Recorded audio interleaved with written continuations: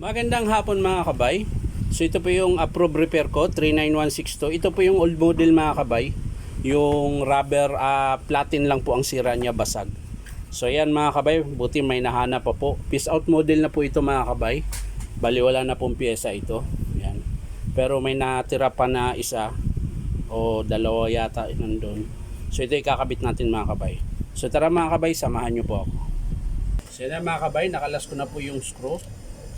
Ayan. Yan po yung sira mga kabay, basag. Ito po yung in-estimate ko nung nakaraan, yung umuugong lang mga kabay. Umuugong siya dahil yung nabasag po dito, nakakalso po dito sa bearing. Kaya di po siya nakakaikot ng maayos.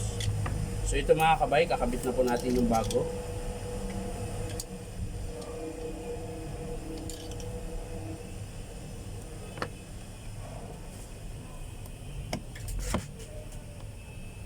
So ganyan lang po siya mga kabay. Didiinan nyo lang po kasi ipitin din po ito mamaya doon sa housing niya.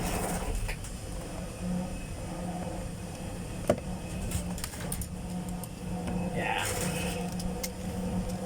Tapos ito po yan mga kabay.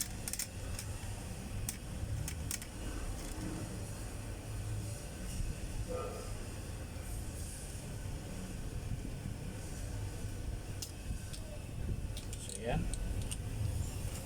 Tapos ganyan lang siya mga kabay. Yan. Iipit nyo lang po yan. Yan. Tapos diin nyo. Yan. Ganun lang po siya kasimple ikabit mga kabay.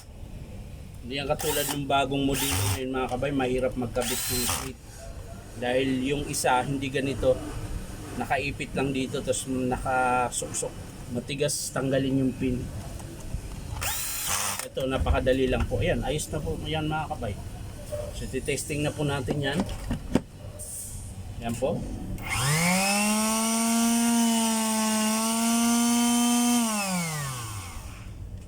So matining pa po yung andar ng mga kabay. So yan lang po mga kabay. Bali ang pinalitan po natin ay platin lang po. Ayan. Basag po yung platin. Ayan. Napakatibay po nito mga kabay na modelo. Ayan. DW411. Ayan. So yan lang mga kabay, maraming salamat sa panonood at palike and share na rin po. At syempre follow nyo po itong aking YouTube account na Inom Tabay. So maraming salamat mga kabay sa mga gustong magpapa-repair dyan mga kabay.